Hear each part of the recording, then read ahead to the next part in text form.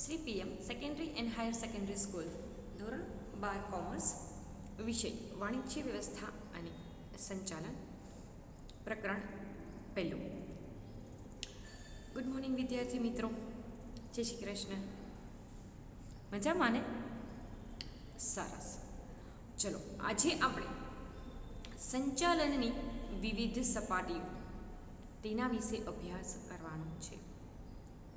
સંચાલનની આ વિવિધ સપાટીઓ છે એ 5 માર્કના પ્રશ્નની અંદર પણ પૂછાઈ શકે, 1 માર્કના પ્રશ્નની અંદર પણ પૂછાઈ શકે, 2 માર્કના પ્રશ્નની અંદર પણ પૂછાઈ શકે અને 3 માર્કના પ્રશ્નની અંદર પણ પૂછાઈ શકે. કેવી રીતે? જેમ પ્રશ્નનું સ્વરૂપ ફરે તેમ એનો ગુણભાર ફરે. કેવી રીતે? માની લો હું માત્ર એમ પૂછું 1 માર્કની અંદર, અત્યારે હું વાત કરી રહી છું 1 માર્કની અંદરના પ્રશ્નની, બરોબર? સંચાલનની વિવિધ સપાટીઓના માત્ર નામ આપો. સંચાલનની વિવિધ સપાટીઓના માત્ર નામ આપો. તો એ પ્રશ્ન થાય 1 માર્કનો. એનો જવાબ આવે સંચાલનની 3 સપાટીઓ છે: ઉચ્ચ સપાટી, મધ્યમ સપાટી અને તળ સપાટી. હવે એ જ પ્રશ્ન, બરોબર, હું તમને બીજી રીતે પૂછું, વાત કરું છું 2 માર્કના પ્રશ્ન. હું તમને એમ પૂછું કે સંચાલનનો અર્થ આપી તેની વિવિધ સપાટીઓના નામ જણાવો. તો સંચાલનનો અર્થનો 1 માર્ક થાય, વિવિધ સપાટીઓનો 1 માર્ક, બની 2 માર્ક થાય. હવે પ્રશ્ન 3ની વાત કરો તો કે સંચાલનની વિવિધ સપાટીઓ જણાવી અને કોઈ પણ એક સપાટીના કાર્યો જણાવો, અથવા સ્પેસિફાઈ કરી દીધેલું હોય કે ઉચ્ચ સપાટી, મધ્યમ સપાટી, તળ સપાટીનું કાર્યભાર જણાવો, બરોબર, કે કાર્ય જણાવો. તો એ થયો 3 માર્કનો પ્રશ્ન. 3 માર્કના પ્રશ્નની અંદર એમ પણ પૂછાય કે સંચાલનની વિવિધ સપાટીઓ આકૃતિ દ્વારા દર્શાવો. એની આકૃતિ પણ આવે, એ પણ 3 માર્કની અંદર પૂછાય, બરોબર. તો સંચાલનની એ આકૃતિ તમારે 3 માર્કની અંદર વ્યવસ્થિત રીતના દોરવાની રહે, જે હું તમને પાછળ સમજાવીશ.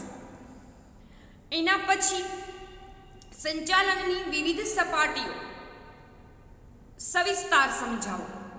તો એની અંદર તેની પ્રસ્તાવના, સંચાલનનો અર્થ, સંચાલનની વિવિધ સપાટીઓ દર્શાવતી આકૃતિ અને તે દરેક સપાટીઓના કાર્યો, આટલું 5 માર્કની અંદર લખવાનું રહે. આટલું સમજાઈ ગયું? ચલો, હવે ટોપિકને આપણે સવિસ્તાર સમજવાનો પ્રયત્ન કરીએ. ચલો, સંચાલનની વિવિધ સપાટીઓ, લેવલ્સ ઓફ મેનેજમેન્ટ જોઈએ. જ્યાં સુધી સંચાલન ધંધાકીય એકમનું કદ મર્યાદિત હોય ત્યાં સુધી માલિક જાતે જ એકમના બધા કાર્યો કરી શકે છે. આપણે સમજી ગયા ને 11thમાં શું સમજ્યા હતા? તો કે ધંધાકીય એકમના સ્વરૂપો કેટલા?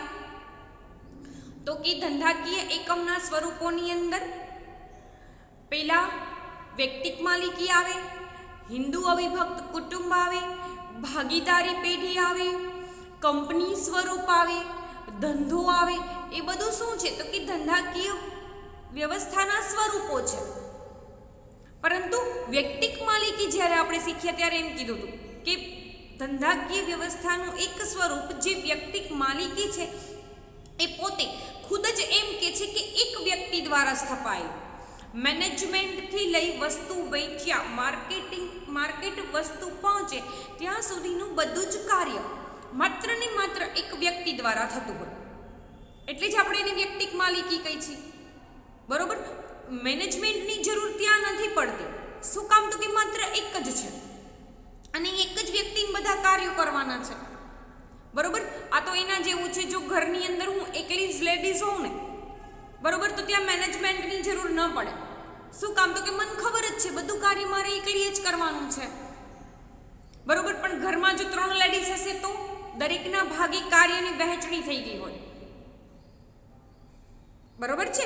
એટલે જ્યારે એકમનું કદ નાનું હોય અને માલિક એકલો જ પોતે બધા કાર્યો કરતો હોય, પરંતુ ધંધાકીય એકમના કદમાં વધારો થાય ત્યારે કર્મચારી સંખ્યા પણ વધે. સ્વાભાવિક છે, બરોબર. જેમ એકમનો વ્યાપ થાય, એકમનો વિકાસ થાય, બરોબર, એકમનો છે એનો વિસ્તૃત બને, ત્યારે શું થાય તો કે કર્મચારીઓની સંખ્યામાં તમારે વધારો કરવો પડે. ઉપરી અધિકારી તેના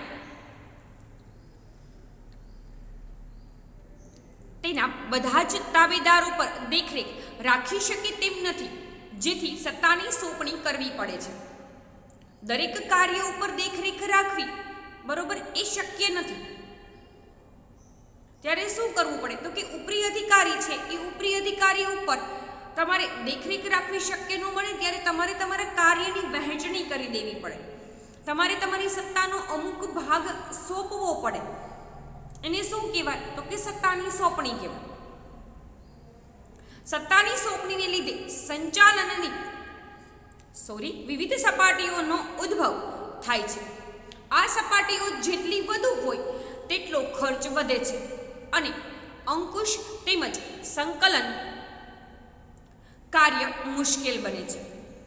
વિદ્યાર્થી મિત્રો કહેવા એવું માંગે છે કે સંચાલનની સપાટી, બરોબર, જેટલી વધુ તે મુશ્કેલીઓ ઉદ્ભવે, બરોબર. આ તો એવું છે, તમને સમજમાં આવે ને, બરોબર, કે એક રૂમની અંદર તમે કોઈ કારખાનું શરૂ કર્યું, પહેલા તબક્કે, હજી શરૂ જ કર્યું છે, માત્ર 2 કારીગરથી કામ ચલાવો છો, બરોબર. તો ત્યારે ત્યાં શું થાય તો પ્રોબ્લેમ્સ ઓછા થશે. પણ જેમ જેમ એકમનો વિકાસ થાય, કર્મચારીઓ એકમની અંદર વધે, ત્યારે સત્તા સોંપણીને લીધે અને એકમનો વ્યાપ વધવાના લીધે એકમની અંદર ઘણી બધી મુશ્કેલીઓ ઉદ્ભવે. તેથી વ્યવસ્થા તંત્રમાં સંચાલનની સપાટીઓ શક્ય તેટલી ઓછી રાખવી જોઈએ. કહેવા એવું માગે છે કે બને એટલી ઓછી સપાટીઓથી તમે તમારા એકમને ચલાવશો તો તમારા એકમની અંદર તકલીફ ઓછી ઉદ્ભવશે. સંચાલનની મુખ્ય 3 સપાટીઓ છે. મેં તમને જે 1 માર્કની અંદર પ્રશ્ન કીધો તો એ કે સંચાલનની વિવિધ સપાટીઓના નામ જણાવો 1 માર્કની અંદર. ત્યારે એ 1 માર્કની અંદર સ્ટુડન્ટ્સ,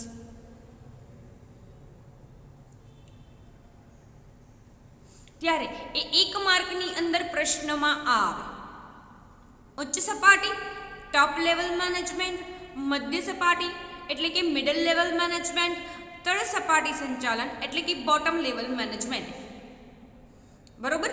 હવે કોઈ પેપર કાઢવાવાળા છે, બરોબર, ઈ તમને એમ પૂછે તો ઉચ્ચ સપાટી સંચાલનની અંગ્રેજીમાં શું કહેવાય, ત્યારે ખબર પડવી જોઈએ કે ટોપ લેવલ મેનેજમેન્ટ કહેવાય, બરોબર. પછી જ્યારે ખબર પડી કે મધ્ય સપાટી સંચાલનને શું કહેવાય તો કે મિડલ લેવલ મેનેજમેન્ટ કહેવાય, અને તળ સપાટી સંચાલન છે એને શું કહેવાય તો કે એને બોટમ લેવલ મેનેજમેન્ટ કહે છે, બરોબર. ચલો, હવે મેં તમને કીધું તું 3 માર્કની અંદર આકૃતિ પૂછાશે, બરોબર. આ અહીં આકૃતિ છે, બરોબર. હવે તમે એમ કે આ ટ્રાયેંગલ શેપ છે, અમે એને સ્ક્વેર કરી નાખી તો નો ચાલે, બરોબર. અમે એના મુદ્દા પાડીને લખી નાખી તો કે ઉચ્ચ સપાટી સંચાલન, એની અંદર કોનો સમાવેશ થાય છે, ન ચાલે. શું કામ તો કે બુક છાપવાવાળાએ જો આટલી મહેનત કરી હોય તો આપણે કરવી જ જોઈએ, બરોબર. આ દરેક વસ્તુ માટેનો એક શેપ છે, આકૃતિ માટેનો, એ તમારે કમ્પલસરી ફોલો કરવો જ પડે. આકૃતિને કમ્પલસરી આ ટ્રાયેંગલ શેપની અંદર જ લખવી પડશે. પછી તમે સ્ક્વેર શેપ કરીને એની અંદર 3 ભાગા પાડે અને ઉચ્ચ સપાટી, મધ્યમ સપાટી, તળ સપાટી લખી હોય તો એ પેપર ચેકિંગ વાળો તમારો 1 માર્ક પ્રેમથી કાપી નાખશે. શું કામ તો કે તમને સ્પેસિફાઈ અહીં કરેલું જ છે કે ટ્રાયેંગલ શેપમાં બનાવવાનું છે. Is that clear?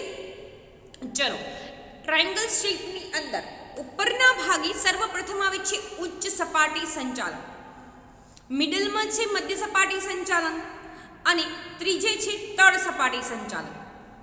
હવે આને પણ આ જ સિક્વન્સમાં લખવું પડશે.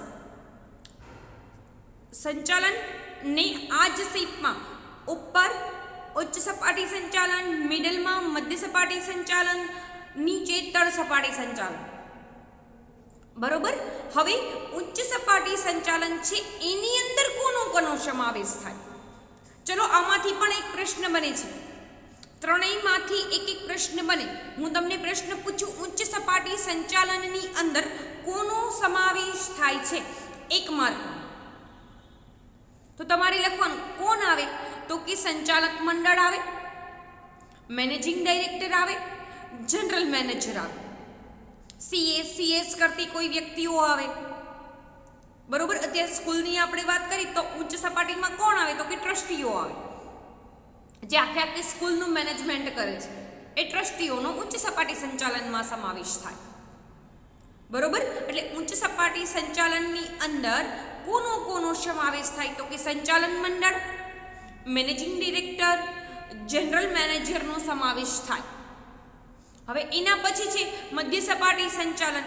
મધ્ય સપાટી સંચાલનની અંદર કોનો સમાવેશ થાય? તો કે તમે તમારા એકમને ચલાવવા માટે એકમના જેટલા વિભાગો કર્યા છે એ દરેક વિભાગના જે મેઇન અધિકારી છે એનો સમાવેશ મધ્ય સપાટી સંચાલનની અંદર થાય. અહીં આપણે એકમની વાત કરીએ છીએ તો એકમમાં કોણ હોય? તો કે ઉત્પાદન વિભાગ હોય, ખરીદ વિભાગ હોય, વેચાણ વિભાગ હોય. અહીં આપેલું નથી પણ જાહેરાત વિભાગ પણ હોય, એકાઉન્ટિંગ વિભાગ પણ હોય, કર્મચારી વિભાગ પણ હોય, નાણાં વિભાગ પણ હોય.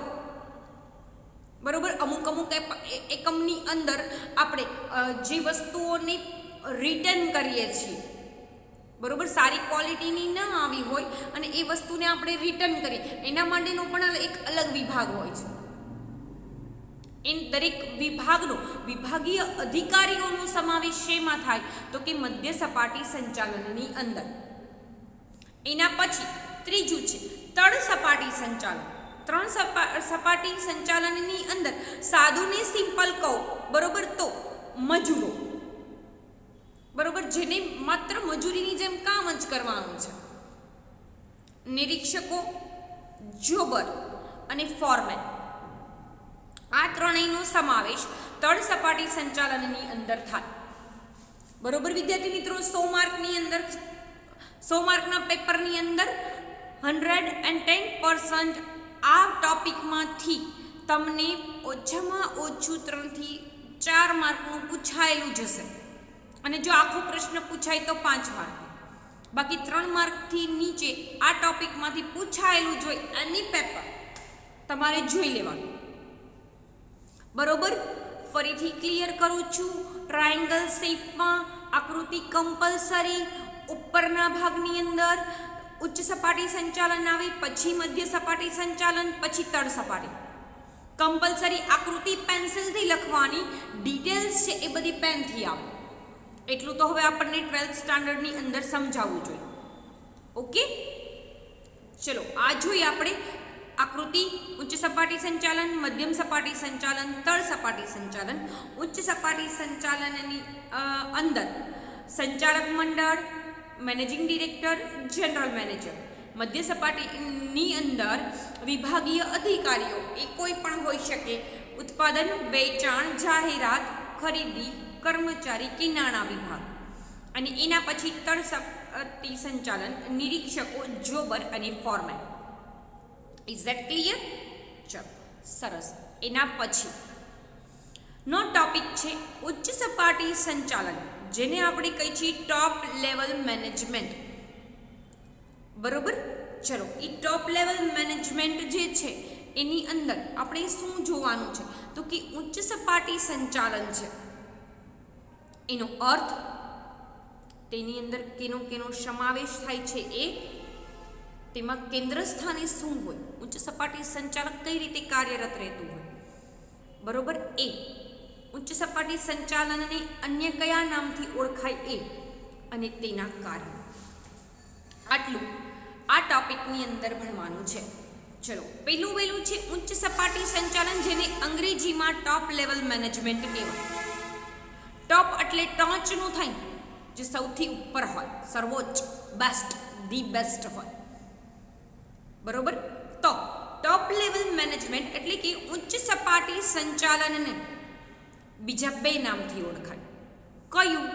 તો કે ટોચની સપાટી અને સર્વોચ્ચ સપાટી. ફરીથી એકવાર, 1 માર્કની પ્રશ્નની અંદર ઉચ્ચ સપાટી સંચાલનના અન્ય નામ જણાવો. મારી સાથે લખતા જજો ક્વેશ્ચન, પણ પછી નહીં સમજાવો. ઉચ્ચ સપાટી સંચાલનના અન્ય નામ જણાવો. ટોચની સપાટી અને સર્વોચ્ચ સપાટી. ચલો એના પછી આગળ જોઈએ તો હવે આકૃતિ સમજ્યા, એના ઉપરથી તમને સાદું સિમ્પલ સમજમાં આવે કે ઉચ્ચ સપાટી પોતે ખુદ એમ કે છે કે હું ટોપ લેવલનો છું, અને ટોપ લેવલની વ્યક્તિ પાસે, જે ધંધાકીય એકમ ચલાવતું હોય, તેની પાસે બધી જ સત્તા હોય. બરોબર. તો ટોપ ઉચ્ચ સપાટી સંચાલન કોને કહેવાય?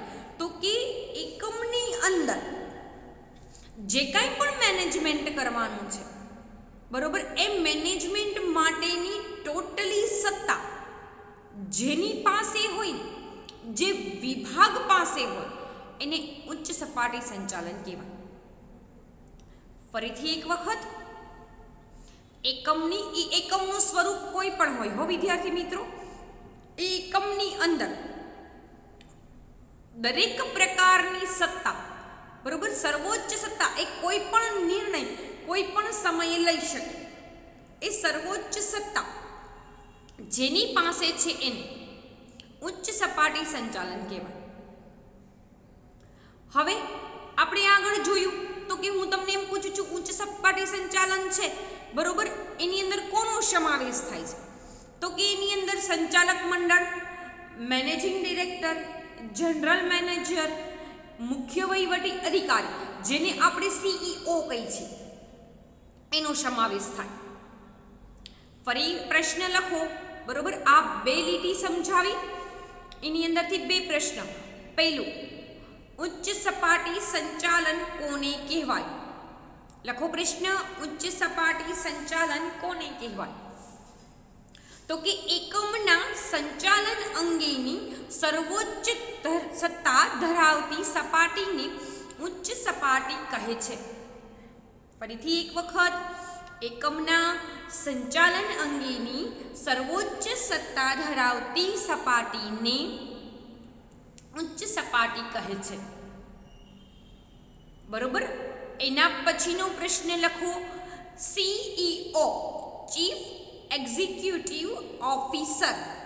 CEO નું પૂર્ણ નામ આપો. ઇટ મીન્સ ફૂલ ફોર્મ કહેવાનું છે. બરોબર. CEO નું પૂર્ણ નામ આપો. Chief executive officer. આ છે CEO, જેને ગુજરાતીમાં કહેવાય મુખ્ય વહીવટી અધિકારી. હવે જો આ CEO નું સ્પેલિંગ એટલે કે ચીફ એક્ઝિક્યુટિવ ઓફિસરનો સ્પેલિંગ યાદ રાખવાનો જ છે. ઇન કેસ 1% મારા જેવા જો કોઈને યાદ ન રહેતો હોય તો મહેરબાની કરી અને ઉચ્ચાર લખી નખાય. સાવ માર્કમાં ન મળે એના કરતાં અડધો તો મળશે. Chief executive officer. અને બીજું કે માની લો CEO નું ઉચ્ચાર પણ નથી લખવો તો સાદું સિમ્પલ લખી નાખવાનું, મુખ્ય વહીવટી અધિકારી. ઓકે. ચલો આગળ, CEO નું પૂર્ણ નામ આપો. Chief executive officer full form છે, 1 માર્કની અંદર પૂછાશે.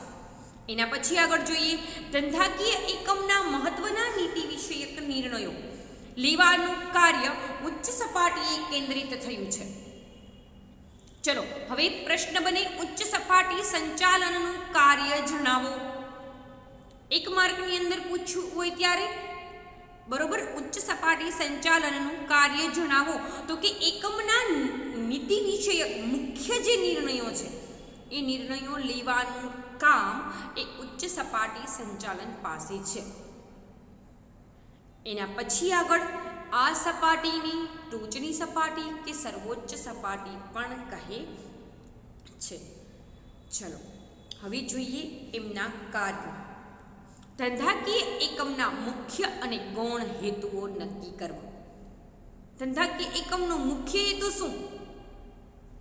માની લો કોઈ એકમ હોય, એનો મુખ્ય હેતુ કાં તો નફો કમાવાનો, અને સેવાકીય હેતુ માટે થયો હોય તો સેવા કરવાનો. જો નફાનો હેતુ હશે, બરાબર, તો નફાના હેતુ સિવાય બીજો હેતુ કયો? તો કે એકમના વિકાસનો. મુખ્ય નફો કમાવો છે, એના પછી તો કે એકમનું ને એકમની અંદર કામ કરતા કર્મચારીઓનું બંનેનું ડેવલપમેન્ટ થવું જોઈએ. મુખ્ય ને ગૌણ બંને હેતુઓ નક્કી કરવા. એ ક્યાં નક્કી થાય? તો કે ઉચ્ચ સપાટી સંચાલન. માની લો આ 2021-22ની સાલ છે, બરોબર, તો એની અંદર ઉચ્ચ સપાટી સંચાલકોએ નક્કી કર્યું હોય કે આ વર્ષે પ્રોફિટ 20 લાખ રૂપિયા થવો જોઈએ. એ 20 લાખનો 20% છે એ હું મારા કર્મચારીઓને આપીશ. મુખ્ય હેતુ ગૌણ હેતુ. શું કામ? તો કે કર્મચારીઓ દ્વારા જ કાર્ય થાય છે એટલે. એના પછી બીજું કાર્ય, ડિરેક્ટરો ધંધાકીય એકમના ટ્રસ્ટી તરીકેનું કાર્ય કરે છે, બરોબર. સંચાલન મંડળની અંદર ઉચ્ચ સપાટી સંચાલનમાં જે મેનેજિંગ ડાયરેક્ટર છે, સંચાલન મંડળ છે, જે CEO છે, બરોબર, જનરલ મેનેજર છે, એનું એ શું કાર્ય કરે છે? તો કે જે મેઇન ટ્રસ્ટી, જેની એકમની સ્થાપના કરી છે, એ વ્યક્તિનું જે કાર્ય છે એ જ કાર્ય આ લોકો કરે છે. એના પછી ત્રીજું, ધંધાકીય એકમના મુખ્ય વહીવટી અધિકારી અને ઉચ્ચ અધિકારીઓની નિમણૂક કરવી અને તેમની સત્તા અને જવાબદારીની વહેંચણી કરવાની છે. હવે આ ત્રીજો કાર્ય છે એ એક જ લીટીમાં કેવું હોય તો શું કહેવાય ખબર છે? મધ્ય સપાટી સંચાલનના અધિકારીઓની નિમણૂક કરવી. મધ્ય સપાટી સંચાલનની અંદર સમાવેશ થતા અધિકારીઓની નિમણૂક કરવાનું કાર્ય એ કોણ કરે છે? તો કે આ ઉચ્ચ સપાટી જ કરે છે. પણ અહીં ડિટેલમાં થોડું કંઈ પૂછીએ કે ધંધાકીય એકમના મુખ્ય વહીવટી અધિકારી અને ઉચ્ચ અધિકારીઓની નિમણૂક કરવી અને તેની સત્તા અને જવાબદારી સોંપવાનું કાર્ય કરે છે. એના પછી એકમના વિવિધ વિભાગો દ્વારા તૈયાર કરવામાં આવેલ અંદાજપત્રોને મંજૂર કરવા. ધંધાકીય એકમની અંદર ઘણા બધા વિભાગો હોય જે આપણે જોયા, બરોબર. ઉત્પાદન વિભાગ હોય, વેચાણ વિભાગ હોય, ખરીદ વિભાગ હોય, બરોબર, માલ સામાન ખરાબ છે, બગડી ગયેલો એનો વિભાગ હોય, નાણાં વિભાગ હોય, એક અલગ વહીવટી વિભાગ હોય. એ દરેક વિભાગોએ પોતાના અંદાજપત્ર રજૂ કર્યા હોય. એ અંદાજપત્ર મંજૂર કરવાનું કાર્ય ક્યાં થાય? તો કે ઉચ્ચ સપાટી સંચાલને થાય. એના પછી આગળ ધારાકીય જોગવાઈઓનું પાલન કરવું અને એકમ સાથે સંકળાયેલા વિવિધ વર્ગોના હિતોની જાળવણી કરવી. એટલે કે નિયમો બનાવવાના. પણ એ કેવા નિયમો? તો કે ધંધાકીય એકમના જે કાંઈ પણ અલગ અલગ કર્મચારીઓ છે એનું પણ એની અંદર હિત જળવાવું જોઈએ એવા નિર્ણયો.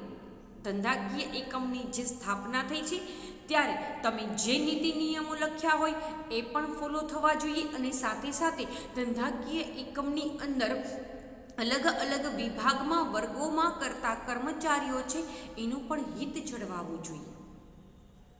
એના પછી લાંબા ગાળાનું આયોજન કરી વ્યૂહાત્મક નિર્ણયો લેવા. બરોબર.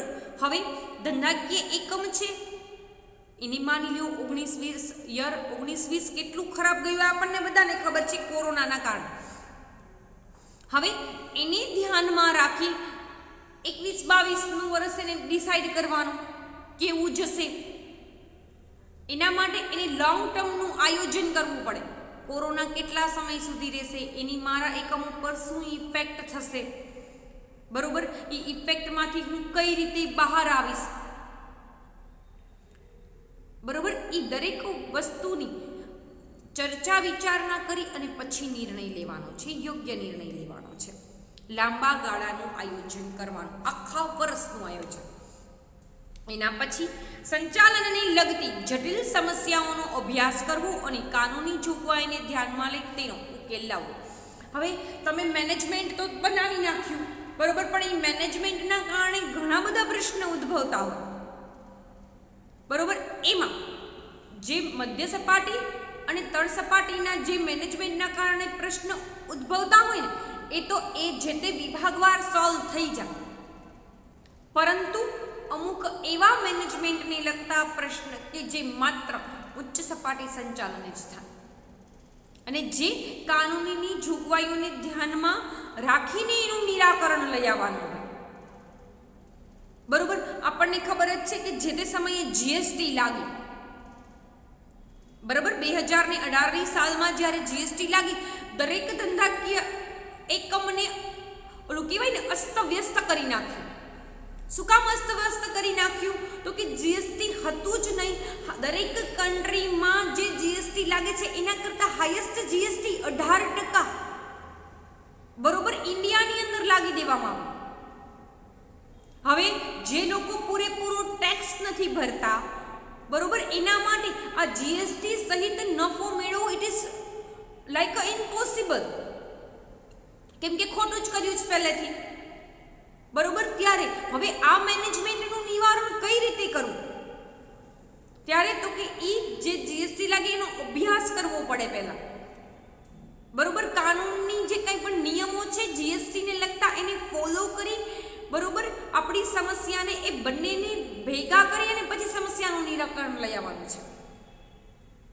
મેનેજમેન્ટને લગતા જે કાંઈ પણ એવા પ્રશ્નો છે કે જે સોલ્વ નથી થાય એ પ્રશ્ન અને કાનૂની જે જોગવાઈઓ છે એ બંનેને ધ્યાનમાં રાખી અને ઉચ્ચ સપાટી સંચાલને એનું નિરાકરણ આવે, એટલે કે ઉકેલ આવે.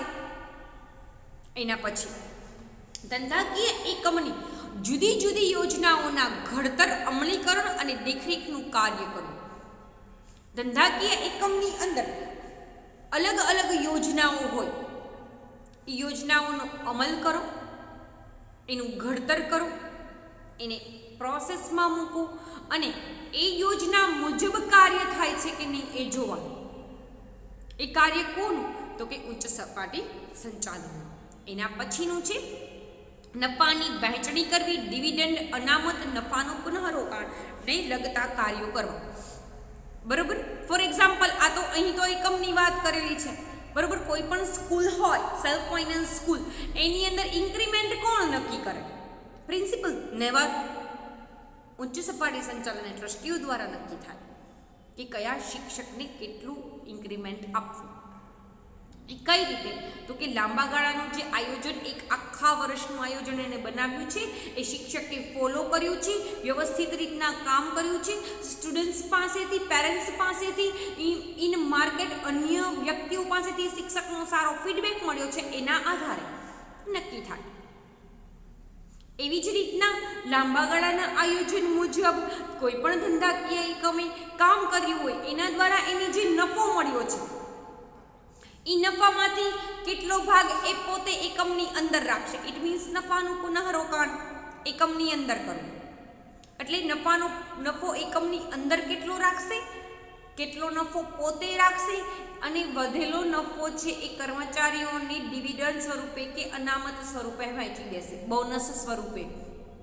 આપણે જેને ઇન્ક્રીમેન્ટ શબ્દ વાપરીએ છીએ, ઇન્ક્રીમેન્ટ સ્વરૂપે વહેંચી દેશે, બરોબર. એ નિર્ણયો ક્યાં લેવાય? તો કે ઉચ્ચ સપાટી સંચાલન. એના પછી વિવિધ પ્રવૃત્તિઓને લગતા અહેવાલોનો અભ્યાસ કરી જરૂરી સૂચનો આપવા. ચલો, દર મહિનાના અંતે ઉચ્ચ સપાટી સંચાલકો દ્વારા અલગ અલગ નિર્ણયો લેવાયા હોય. એ નિર્ણયોને આધારે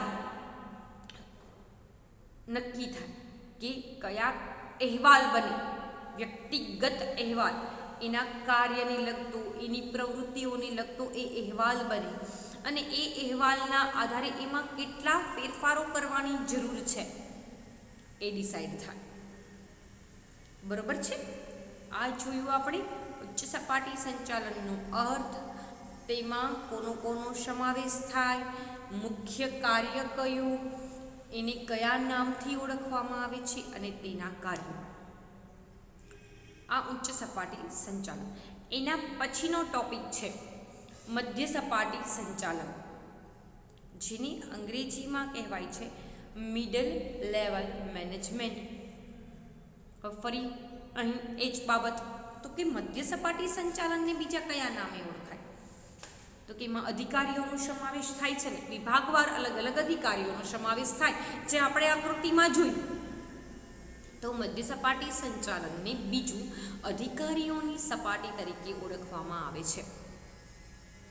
હવે મધ્ય સપાટીનું કાર્ય કેવું છે ખબર છે? સુડી વચ્ચે સોપારી, સાદું સિમ્પલ ભાષામાં આપણે કહીને, મધ્ય સપાટી સંચાલન છે એ ઉચ્ચ સપાટી અને તળ સપાટી બંનેની જોડતી કડી છે. કઈ રીતે સમજીએ આ ડિટેલ પછી. પહેલા બંને કડી કઈ રીતે છે એ સમજીએ. ઉચ્ચ સપાટી દ્વારા નીતિ વિષયક નિર્ણયો લેવાયા. એ નિર્ણયો મધ્ય સપાટીને જાણ થઈ. મધ્ય સપાટી દ્વારા એ નીતિ વિષયક નિર્ણયો છે એ તળ સપાટીને ખબર પડી. બરોબર? આ ઉચ્ચ સપાટી એણે મધ્ય સપાટીને જાણ કરી. મધ્ય સપાટીએ જાણ કોને કરી? તળ સપાટીએ. ઉપરથી લઈ તળ સપાટી સુધીના મેસેજીસ પાસ કોના દ્વારા થાય છે? તળ સપાટી દ્વારા પાસ થાય છે. એટલા માટે એને ઉચ્ચ સપાટી સંચાલન અને તળ સપાટી સંચાલનની જોડતી કડી કહે છે. બરોબર? આ સપાટીમાં કોનો સમાવેશ થાય? તો કે અલગ અલગ વિભાગવાર કયો કે ખાતાવાર કયો અધિકારીઓ અને નિષ્ણાંતોનો સમાવેશ થાય છે.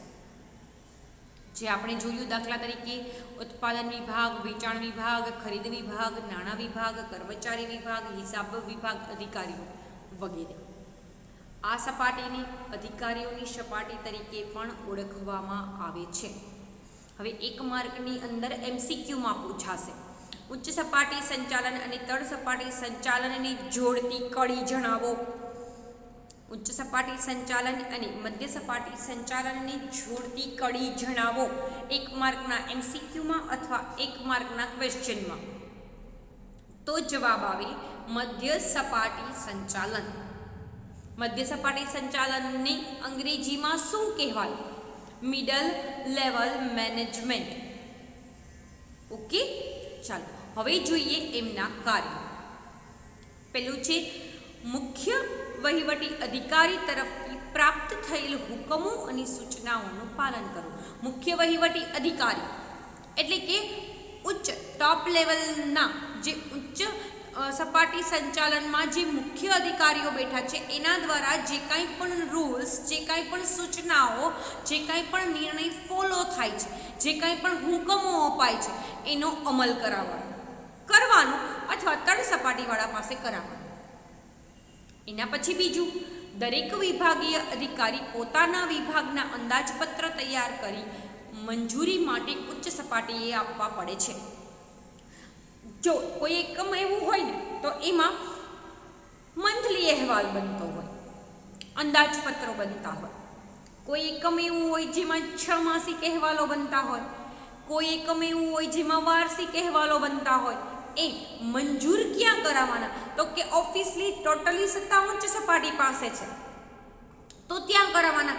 પરંતુ એ ઉચ્ચ સપાટી સંચાલનના જે કાંઈ પણ અધિકારીઓ છે એ ડાયરેક્ટ તળ સપાટીને નથી મળતા. તળ સપાટીના અધિકારીઓએ કે મધ્ય સપાટીના અધિકારીઓએ જે અહેવાલ બનાવ્યા હોય એ મધ્ય સપાટી સંચાલન દ્વારા ઉચ્ચ સપાટીએ પહોંચે. એના પછી ત્રીજું, ધ્યેય સિદ્ધિ અંગે જરૂરી નીતિ વિષયક નિર્ણયો અને માળખાકીય રચના કરવી. આ અંગેની જરૂરી કાર્યવાહી નક્કી કરવી, તેનું મૂલ્યાંકન કરવું અને તેની ચકાસણી કરવા માટેના યોગ્ય ધોરણો કે માપદંડ નક્કી કરવા. ચલો, ધંધાકીય એકમનું જે કાંઈ પણ ધ્યેય નક્કી થયો છે એ ધ્યેય માટે ધ્યેય સિદ્ધ થાય એ માટે તમારે ચોક્કસ એક નીતિ રચવી પડે, નિયમો બનાવવા પડે, એક આખું અલગ માળખું રચવું પડે. પણ શું આ વસ્તુ તમે તૈયાર કરી નાખો એટલે એકમ વ્યવસ્થિત રીતના ચાલે ખરી? નહીં. એની વિધિસર ફોલોઅપ થવા જોઈએ, એનું મૂલ્યાંકન થવું જોઈએ. મને એમ કીધું કે મેમ તમારે 12th કોમર્સની અંદર BA સબ્જેક્ટ ભણાવવાનો છે, નીતિ બની ગઈ, લેક્ચર્સ માળખાકીય રચના થઈ ગઈ, નિયમો 15મી ડિસેમ્બર પહેલાં કોઈ પણ સંજોગોમાં સિલેબસ પૂરો કરી દેવાનો નિયમ બની ગયો. તો શું એકમનું કાર્ય પૂરું ખરી? નહીં. એને મારા ઉપર દેખરેખ રાખવી પડશે. હું કઈ રીતે ભણાવું છું, કેવી રીતે ભણાવું છું, બાળકોને સમજાય છે કે નહીં, એની ચકાસણી કરવી પડે. કેટલા બાળકોને સમજાણું, કેટલું સમજાણું, કઈ રીતે સમજાવે છે, બરોબર? એ દરેક તમારે તમારા એકમને સિદ્ધ કરવું છે તો નીતિ, નિયમો અને માળખાની રચના કરો, નો ડાઉટ. પણ એના ઉપર દેખરેખ માટે તમારે એક આખી વ્યક્તિની નિમણૂક કરવી પડે, બરોબર? For example secondary, higher secondary, science, બરોબર? તો એ ત્રણેયની સંભાળવા માટે પ્રિન્સિપલ છે, પણ એ ટોટલી દેખરેખ નથી રાખી શકતું. એટલા માટે એ વિભાગવાર અલગ અલગ વ્યક્તિઓની નિમણૂક કરે. 8-9 10ના ઇન્ચાર્જ અલગ, 11-12 કોમર્સના ઇન્ચાર્જ અલગ, સાયન્સના ઇન્ચાર્જ અલગ. શું કામ? તો કે એકમના ધ્યેયને સિદ્ધ કરવાનો છે અને એના માટે એને જે કાંઈ પણ નીતિ નિયમો, જે કાંઈ પણ માળખું બનાવ્યું છે એ ફોલો થાય છે કે નહીં, એનું મૂલ્યાંકન કરવા માટે મધ્ય સપાટી સંચાલનની જરૂર પડે. એનું કાર્ય. આગળ વિભાગની પ્રવૃત્તિઓની કાર્યદક્ષતા અને અસરકારકતા વધે તે અંગેના પગલાં લેવા. ચલો ટૂંકમાં કહેવા એવું માગે છે કે દરેક વિભાગનું ડેવલપમેન્ટ કરવું એ માટે તમારે યોગ્ય પગલાં લેવા પડે. એ કાર્ય કોનું? તો કે મધ્ય સપાટી સંચાલનનું, બરોબર? ફોર એક્ઝામ્પલ 11th-12th કોમર્સ છે, એક ક્લાસ નથી, આ વખતે 2 ક્લાસ કરવા છે,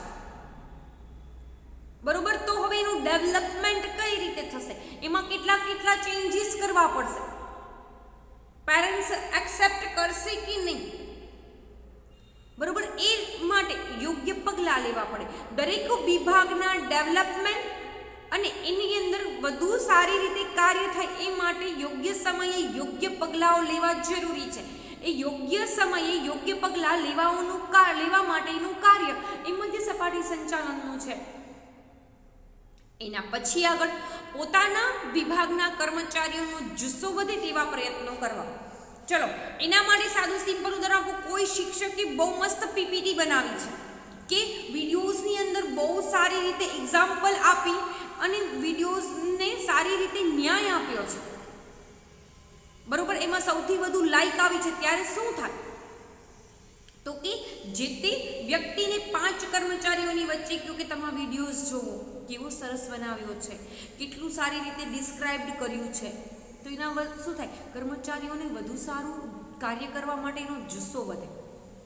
અમે વર્ગખંડની અંદર કરી છે ને, કોઈ વ્યક્તિએ, કોઈ સ્ટુડન્ટ્સે બહુ મસ્ત પેપર લખ્યું હોય તો અમે શું કરી કે તમે આનું પેપર જુઓ તો કેટલું સરસ લખ્યું છે, બરોબર? શું કામ? તો કે નેક્સ્ટ ટાઈમ એનો જુસ્સો કાર્ય કરવાનો, વધુ રીડિંગ કરશે, વધુ સારી રીતે પેપર પ્રેઝન્ટ કરશે. એવા પ્રયત્નો કોના દ્વારા થાય? તો કે મધ્ય સપાટી સંચાલન દ્વારા. એના પછી અન્ય વિભાગના અધિકારીઓ સાથે સતત સંપર્કમાં રહેવું અને સંકલન સ્થાપવું.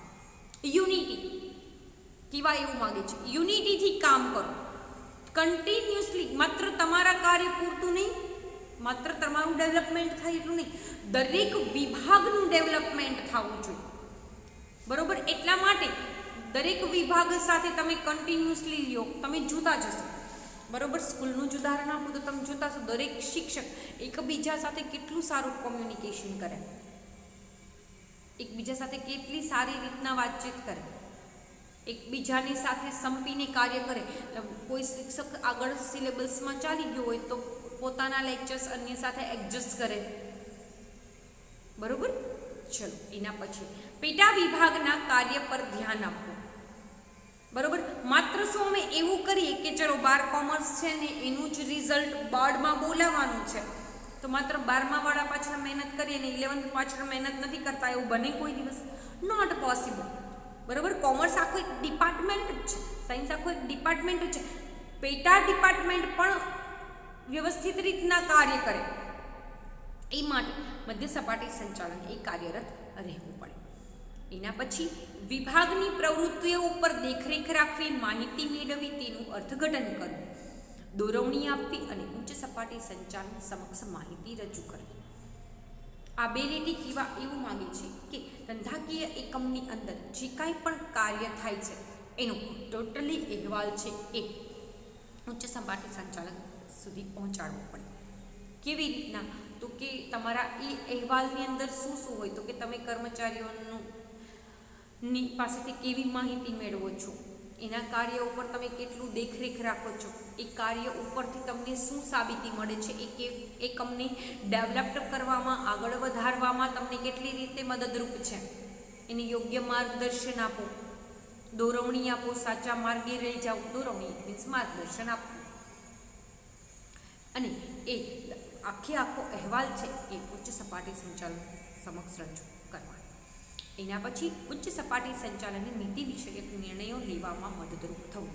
જ્યારે મેઇન મેનેજમેન્ટ દ્વારા જ્યારે કોઈ પણ નીતિ વિષયક નિર્ણયો લેવાતા હોય ત્યારે એને યોગ્ય નિર્ણય લે એ માટે તમારે એને મદદરૂપ થવું જોઈએ. એ મધ્ય સપાટી સંચાલનનું કાર્ય છે. બરોબર? મધ્ય સપાટી સંચાલન છે એની અંદર કોનો સમાવેશ થાય, એની કયા નામે ઓળખાય અને તેના કાર્યો જણાવો. ઓકે. એના પછી નેક્સ્ટ ટોપિક છે તળ સપાટી સંચાલન, બોટમ લેવલ મેનેજમેન્ટ. ચલો, બોટમ લેવલ મેનેજમેન્ટની અંદર કોનો સમાવેશ થાય? આપણે જોયું તું આકૃતિ શીખી ત્યારે કે મજૂર વર્ગો, જે નિરીક્ષકો છે, જે જોબર છે, ફોરમેનનો સમાવેશ થાય. તેને બીજા કયા નામ? તળને બીજું શું કહેવાય? નિમ્ન કે નિરીક્ષકોની સપાટી કહેવાય. બરોબર? નિમ્ન સપાટી કે નિરીક્ષકોની સપાટી કહે છે. આ પ્રશ્ન પણ 1 માર્કની અંદર તળ સપાટી સંચાલનને બીજા કયા નામે ઓળખાય છે? તો કે નિમ્ન સપાટી કે નિરીક્ષકોની સપાટી. સંચાલનની ઉચ્ચ સપાટીએ લીધેલા નિર્ણયો અને નીતિનું અમલીકરણનું કાર્ય આ સપાટીએ થતું હોય છે. કેવા એવું માંગે છે કે સંચાલનની જે વિવિધ સપાટીઓ, જે ઉચ્ચ સપાટી છે, જે મધ્ય સપાટી છે, જેના દ્વારા નીતિ વિષયક નિર્ણયો લેવાના છે એ એપ્લાય કોના ઉપર થાય છે? તો કે તળ સપાટી ઉપર. પરંતુ મધ્ય સપાટી છે એ મિડલ છે, માહિતીને આપવા માટેનું એક માધ્યમ છે. જે ઉચ્ચ સપાટી અને મધ્યમ તળ સપાટીને જોડનારું માધ્યમ એ મધ્ય સપાટી છે, જે નીતિ વિષયક નિર્ણયો અને ઉચ્ચ સપાટી દ્વારા જે કાંઈ પણ સૂચનાઓ મળે છે એ તળ સપાટી સુધી પહોંચાડે છે.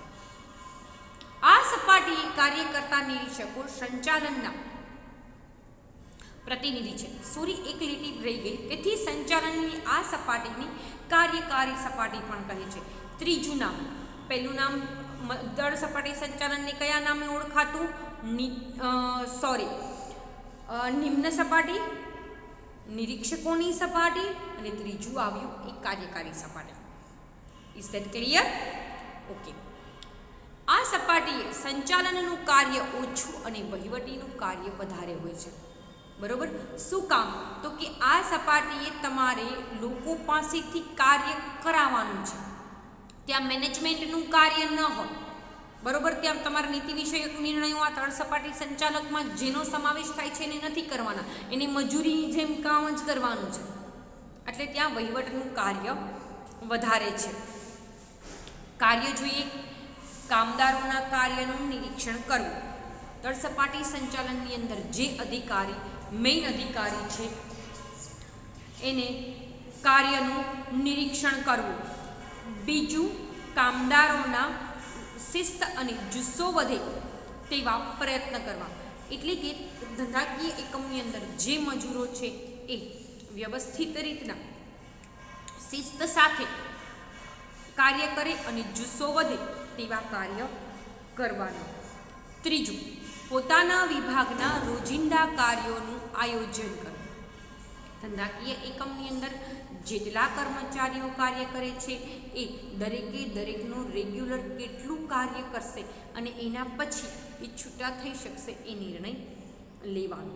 એના પછી કર્મચારીઓને લગતા કાર્યો કરવા, દાખલા તરીકે બદલી, બઢતી અને તાલીમ. એટલે કે કર્મચારીઓને લગતા કાર્યની અંદર શું તો કે એની બદલીની જરૂર હોય તો બદલી કરી દો, બઢતીની જરૂર હોય તો બઢતી આપો, તાલીમ આપો વગેરે કાર્ય.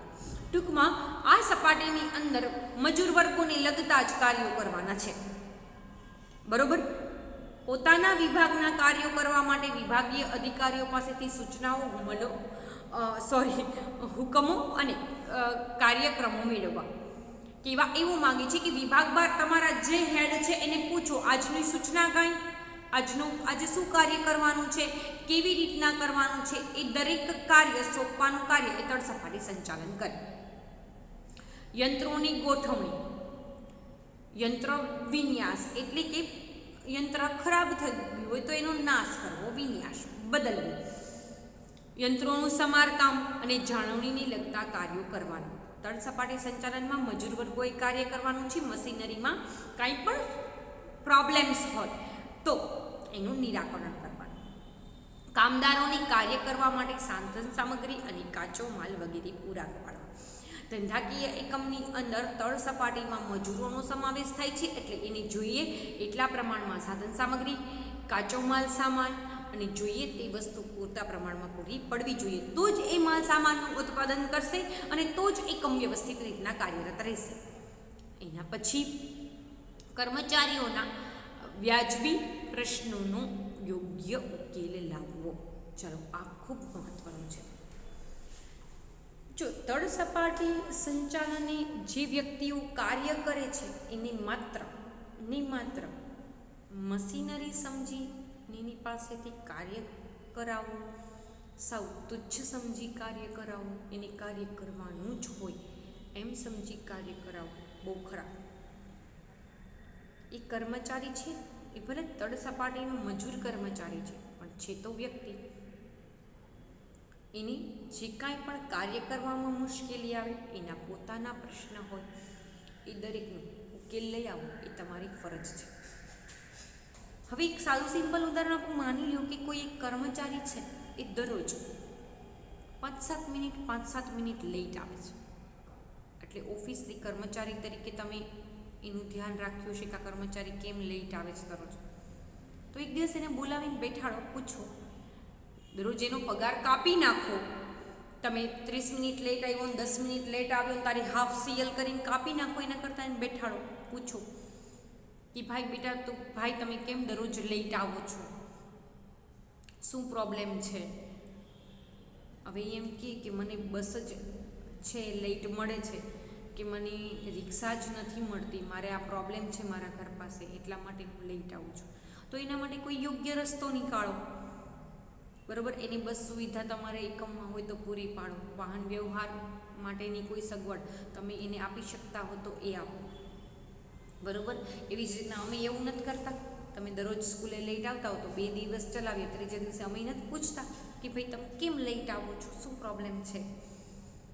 ઘણા એમ કે પપ્પા મૂકવા આવે છે તો એટલે લેટ થઈ જાય છે, ઘણા એમ કે જગાતું નથી, ઘણા એમ કે મમ્મીને લીધે આજ લેટ થયું, કાંઈ એમ કે પંચર પડી ગયું. ત્યારે યોગ્ય સમયે યોગ્ય નિકાલ લઈ આવવાનો.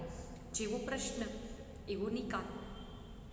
કે એના પછી ઉચ્ચ સપાટીએ લીધેલા નિર્ણયો અને નીતિઓનો અમલ કરો. ઉચ્ચ સપાટી દ્વારા ઓફિસલી નીતિ વિષયક નિર્ણયો જે ટોપ લેવલે બને છે, બરાબર, એનો અમલ ક્યાં કરવાનો હોય તો કે મધ્ય સપાટી અને તળ સપાટીએ કરવાનો હોય. બરાબર. આ સેમ ટોપિક આપણે મધ્ય સપાટીમાં જોઈએ જ ગયા. આગળ તળ સપાટીમાં થતી વિવિધ પ્રવૃત્તિઓનો અહેવાલ, કામદારોના સૂચન, ફરિયાદો મધ્ય સપાટીને મોકલી આપવા. ચલો ટોપ લેવલે ડાયરેક્ટ નથી જવાતું, આપણે મીડિયેટર તરીકે મધ્ય સપાટીનો યુઝ કરવાનો છે. આપણા જે કાંઈ પણ પ્રોબ્લેમ્સ છે, આપણી જે કાંઈ પણ સમસ્યા છે, આપણા જે કાંઈ પણ સૂચનો છે, આપણે જે કાંઈ પણ વસ્તુઓ જોઈએ છે, આપણો વાર્ષિક અહેવાલ, મંથલી અહેવાલ છે, એ આપણે તળ સપાટીએ ઉપર પહોંચાડવાનો છે. પરંતુ મીડિયેટર તરીકે આપણે યુઝ કોની કરવાના છે? તો કે મધ્ય સપાટી સંચાલનને. કેમ કે તળ સપાટીએ કાર્ય કરતા જે કોઈ પણ કર્મચારીઓ છે એની પાસે એ ઓથોરિટી નથી કે એ ડાયરેક્ટ ઉચ્ચ સપાટીએ જાય. એને મીડિયેટર તરીકે મધ્ય સપાટીનો યુઝ કરવો પડે છે. એટલે કે તળ સપાટીના જે કાંઈ પણ મેનેજમેન્ટ કરતા વ્યક્તિઓ છે તેને વ્યક્તિગત અહેવાલ, પોતાનો ખુદનો અહેવાલ, અલગ અલગ પ્રવૃત્તિઓનો અહેવાલ, કામદારીઓની જરૂરિયાતો, એની ફરિયાદો, એમના સૂચનો એ મધ્ય સપાટીએ પહોંચાડવાના, અને મધ્ય સપાટી એ ઉચ્ચ સપાટીએ પહોંચાડી દેશે. એના પછી મધ્ય સપાટી સંચાલન એ તળ સપાટી સંચાલન એ સૌથી નીચલી સપાટી છે, છતાં તે ખૂબ મહત્વની છે. આ સૌથી સમજવા જેવું છું વિદ્યાર્થી મિત્રો, બરોબર. તળ સપાટી તમે એક વખત વિચાર કરો કે મજૂરો જ ન હોય તો એ નથી સમજવું. ચલો જવા દો, મજૂરો ન હોય તો શું થાય? એવું એટલી બધી બુદ્ધિ ન ચલાવી હોય, અને માત્ર એટલું ચલાવો હતું કે સ્કૂલની અંદર જો પટ્ટાવાળા જ ન હોય તો અમે ક્લાસ વાળીએ એમ, અમે લોબી સાફ કરીએ એમ શક્ય જ નથી, બરોબર. ભલે નીચલી સપાટી છે પણ ખૂબ મહત્વની છે, કારણ કે એના વગર એકમ શક્ય જ નથી. એવી જ રીતના કોઈ પણ ધંધાકીય એકમની અંદર કર્મચારીઓ છે એ ભલે તળ સપાટીના કર્મચારીઓ છે પણ ખૂબ મહત્વના છે. એના દ્વારા જ કોઈ પણ એકમને સફળ કરી શકાય, એકમના ધ્યેયને સિદ્ધ કરી શકાય, બરોબર. જેનો આધાર એક આખા સમગ્ર સંગઠન પર છે. આ જોયું આપણે ઉચ્ચ સપાટી, મધ્યમ સપાટી અને તળ સપાટી, તેમના કાર્યો. હવે આ ત્રણ સપાટી જો વ્યવસ્થિત રીતના ભણ્યા હશો ને તો એના આધારે નેક્સ્ટ ટોપિક એટલે કે સંચાલનની સપાટીઓનો ડિફરન્સીસ, તફાવત. સંચાલનની ઉચ્ચ સપાટી, મધ્યમ સપાટી અને તળ સપાટી વચ્ચેનો તફાવત. તફાવત 3 માર્કમાં પણ પૂછાઈ શકે, તફાવત 5 માર્કમાં પણ પૂછાય. હવે જેવી થાળી પીરસી હોય ને એવું જેટલા પૈસા આપ્યા હોય ને આપણે, બરોબર, એવી રીતની આપણે થાળી આવે.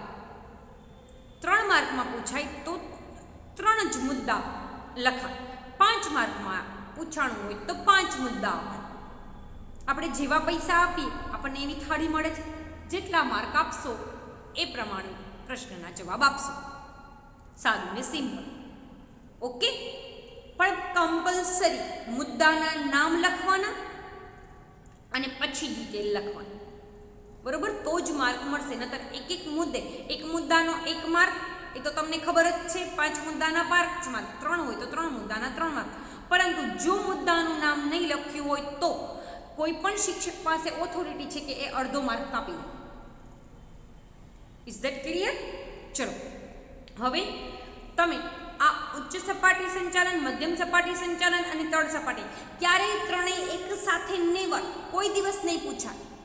એમ પૂછાશે ઉચ્ચ સપાટી અને મધ્યમ સપાટી વચ્ચેનો તફાવત આપો, ઉચ્ચ સપાટી અને તળ સપાટી વચ્ચેનો તફાવત આપો, મધ્યમ સપાટી અને તળ સપાટી વચ્ચેનો તફાવત આપો, બરાબર. ટૂંકમાં કોઈ પણ ત્રણે એક હારે પોસિબલ નથી, કેમ કે તો ગુણભાર વધી જાય.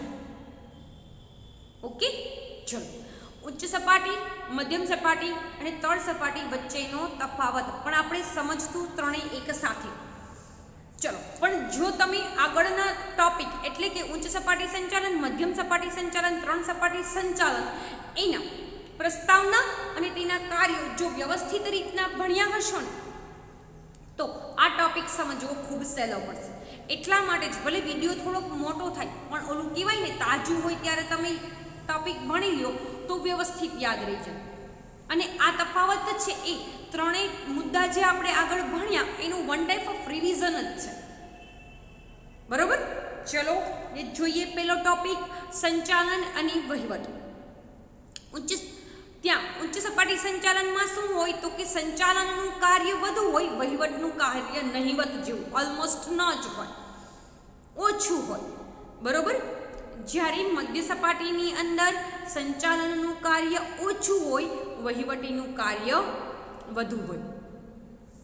જ્યારે તળ સપાટીની અંદર તો કે સંચાલનનું કાર્ય ખૂબ જ ઓછું અને વહીવટનું કાર્ય સૌથી વધુ પ્રમાણમાં ત્યાં હોય. Is that clear? ઓકે. એના પછી સમાવેશ. તો આપણે અગાઉ પણ જોયું તો કે કોનો સમાવેશ કઈ સપાટીમાં થાય છે. CEO, general manager, managing director, સંચાલક મંડળ અને ટ્રસ્ટીઓ, આ બધાનો સમાવેશ ઉચ્ચ સપાટી સંચાલનમાં થાય. મધ્ય સપાટીની અંદર તો કે અલગ અલગ વિભાગવાર અધિકારીઓનો સમાવેશ થાય છે. બરોબર. અને એ વિભાગવાર એક વ્યક્તિ નિષ્ણાંત તરીકેની નિમણૂક કરેલી હોય. જ્યારે તળ સપાટી સંચાલનની અંદર સાદુની સિમ્પલ મજૂરોનો સમાવેશ થાય, જેની અંદર નિરીક્ષકો, જોબર અને ફોરમેનનો સમાવેશ થાય છે. ઓકે. એના પછી ત્રીજો મુદ્દો સત્તા અને જવાબદારી. ઉચ્ચ સપાટીમાં જે કોઈ પણ વ્યક્તિઓ છે એની પાસે સત્તાય છે અને જવાબદારી પણ છે. બંને ત્યાં વધુ પ્રમાણમાં જોવા મળે. મધ્ય સપાટીની અંદર આવીએ તો ત્યાં સત્તા ઓછી હોય અને જવાબદારીનું પ્રમાણ વધારે હોય. જ્યારે ત્રણ સપાટીની અંદર સત્તાનું પ્રમાણ સાવ ઓછું અને જવાબદારી તો કે જે વિભાગને જે કાર્ય સોંપ્યું હોય એટલા પૂરતી એની જવાબદારી હોય. ખરીદ વિભાગ હોય તો એની જવાબદારી અલગ, વેચાણ વિભાગ હોય તો તેની જવાબદારી અલગ. અલગ અલગ વિભાગવાર અલગ અલગ જવાબદારીઓ હોય. એના પછી આવે છે સંખ્યા. તો કે ઉચ્ચ સપાટી સંચાલન છે એની અંદર જેમ ઓછામાં ઓછી વ્યક્તિ હશે એમ સંચાલન વધુ સારી રીતે થશે. એટલે ત્યાં કર્મચારીઓની સંખ્યા કેવી હોય? ઓછી. મધ્યમ સપાટી આવીએ તો ઉચ્ચ સપાટી કરતાં ત્યાં થોડી વધુ સંખ્યા હોય. બરોબર. ઉચ્ચ સપાટીની સરખામણીએ મધ્ય સપાટી સંચાલન વધુ સંખ્યા હોય અને તળ સપાટી સંચાલનમાં તો કે ઉચ્ચ સપાટી અને મધ્યમ સપાટી કરતાં ત્યાં સૌથી વધુ સંખ્યા હોય, કેમ કે કાર્ય તો એમને જ કરવાનું છે એટલા માટે. 4 મુદ્દા જોયા. સંચાલન અને વહીવટ, સમાવેશ કોનો થાય, સત્તા અને જવાબદારી અને ચોથું સંખ્યા. હવે એના પછીનું 5મું લાયકાત. ચાલો, ઉચ્ચ સપાટીએ તો એને જ જે અત્ર તત્ર અને સર્વત્રનું નોલેજ ધરાવતા હોય, એટલે કે સર્વગ્રાહી કૌશલ્ય હોય. બરોબર. તેમ પછી મધ્ય સપાટી સંચાલન આવે તો કે ત્યાં વિશિષ્ટ જ્ઞાન હોય. જે વિભાગના અધિકારીઓને તમે નિમણૂક કરો છો એનું જ્ઞાન એને હોય. ફોર એક્ઝામ્પલ, હિસાબી વિભાગમાં તો એને એકાઉન્ટન્ટ તરીકેનું વિશેષ જ્ઞાન એ ધરાવતો હોવો જોઈએ. ઓકે. એના પછી ફક્ત પોતાના વિભાગ અને પેટા વિભાગ પૂરતું જ જ્ઞાન, એટલે કે પોતાને જે કાર્ય કરવાનું છે એ કાર્ય અને એની નીચે જેટલા વ્યક્તિઓ આવે છે એનું બસ એટલું નોલેજ એ ત્યાં કાફી છે. એના પછી ધ્યેય અને નીતિ ઘડતર. આ સપાટી દ્વારા કંપનીના મૂળભૂત ધ્યેય અને નીતિનું ઘડતર થાય છે. આપણે ઉચ્ચ સપાટી સંચાલન જોયું ને ત્યારે એમાં ચોથી લીટી આપણે સમજી હતી. નીતિ વિષયક નિર્ણયો ઘડવાનું કાર્ય એ ઉચ્ચ સપાટી સંચાલને થાય છે. બરોબર છે. એના પછી નીતિ અને ઘડતર જો ઉચ્ચ સપાટી કરતું હોય તો એનો અમલ ક્યાં થાય? મધ્ય સપાટી. બરોબર. અને બીજું તો કે નીતિ વિષયક નિર્ણયો અને એનો અમલ ક્યાં થાય? તો કે તળ સપાટીએ થાય. ચાલો, એના પછી ઉત્તરદાયિત્વ. ચાલો, ઉચ્ચ સપાટી સંચાલન છે એને કોને જવાબ આપવાનો રહે?